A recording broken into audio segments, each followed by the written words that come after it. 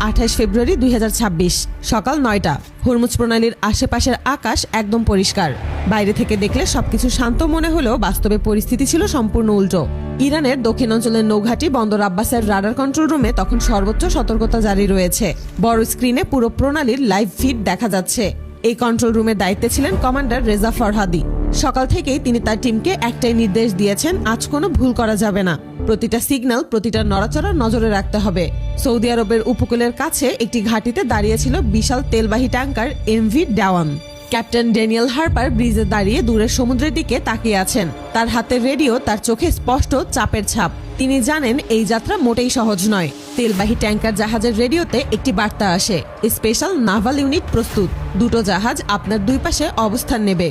কয়েক সেকেন্ডের মধ্যে দুটি মাঝারি যুদ্ধ জাহাজ ধীরে ধীরে তেলবাহী ট্যাঙ্কার জাহাজের কাছে চলে আসে। এমভি ডাউন ধীরে ধীরে চলছিল। ক্যাপ্টেন হার্পার দেখলেন পুরো পরিস্থিতি স্বাভাবিক রয়েছে। তিনটি জাহাজ এখন খোলা সমুদ্রে। সামনে প্রণালীর মূল প্রবেশ পথ। দূরে পাহাড়ি উপকূল দেখা যাচ্ছে। সবকিছু স্বাভাবিক মনে হলেও ইরানের রাডার কন্ট্রোল রুমে তখন প্রথম সিগন্যাল ধরা পড়ে। এক অপারেটর চিৎকার করে ওঠে, স্যার, অচেনা বড় সিগন্যাল দেখা যাচ্ছে। তিনটি অবজেক্ট একসাথে এগোচ্ছে। কমান্ডার রেজা দ্রুত সামনে এগিয়ে আসেন। স্ক্রিনে জুম করা হয় একটি বড় ট্যাঙ্কার এবং তার দুই পাশে দুটি অস্পষ্ট সিগন্যাল। কমান্ডার রেজা বললেন, সিগন্যাল ক্লিয়ার না, ওরা নিজেদের পরিচয় লুকাচ্ছে। সঙ্গে সঙ্গে তিনি নির্দেশ দেন এয়ার ইউনিট রেডি করতে। তিনি বলেন, ভিজুয়াল কনফার্মেশন লাগবে। ইরানের দুটি MiG-29 যুদ্ধবিমান রানওয়ে থেকে উড়ে যায়। পাইলটদের মধ্যে একজন ছিলেন ক্যাপ্টেন আরাশ নওরুজি। তিনি রেডিওতে বলেন, আমরা এগোচ্ছি, সর্বোচ্চ সময় 2 মিনিট লাগতে পারে। যুদ্ধবিমান দুটি জাহাজগুলোর কাছাকাছি পৌঁছে যায়।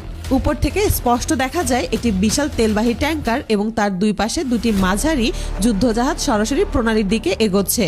ক্যাপ্টেন আরাশ রিপোর্ট করেন, সবকিছুই পরিষ্কার দেখা যাচ্ছে। একসাথে তিনটি জাহাজ রয়েছে, মাঝারি গতিতে এগোচ্ছে।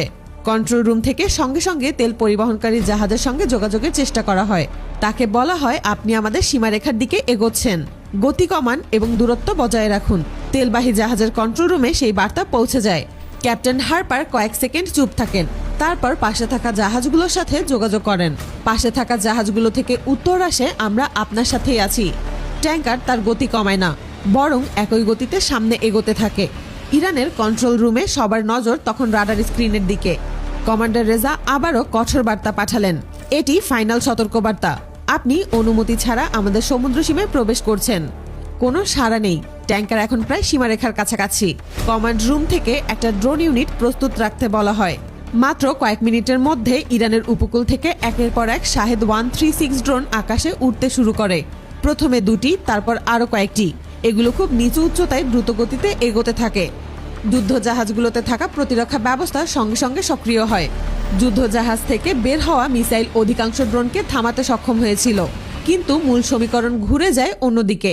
প্রতিটি মিসাইলের দাম কয়েক মিলিয়ন ডলার, আর ড্রোনগুলো অত্যন্ত সস্তা। ড্রোনগুলো সংখ্যায় বেশি হওয়ায় সবগুলো থামানো সম্ভব হচ্ছিল না। তাই যুদ্ধ জাহাজগুলো তাদের অবস্থান পরিবর্তন করে আবার পেছনে ফিরে যেতে শুরু করে। কিন্তু ততক্ষণে অনেক দেরি হয়ে গেছে। একটি ড্রোন সরাসরি তার টার্গেটে পৌঁছে যায়।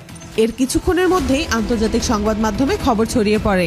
বিভিন্ন প্রতিবেদনে বলা হয়, হরমুজ প্রণালীতে কঠোর নিষেধাজ্ঞা। ড্রোন মোতায়েনের পর ট্যাঙ্কার পিছু হটেছে। দিনের আলোয় ঘটে যাওয়া এই ঘটনাটি প্রমাণ করে, আধুনিক যুদ্ধে শুধু শক্তি নয়, কৌশল সবচেয়ে বড় হাতিয়ার হিসেবে কাজ করে।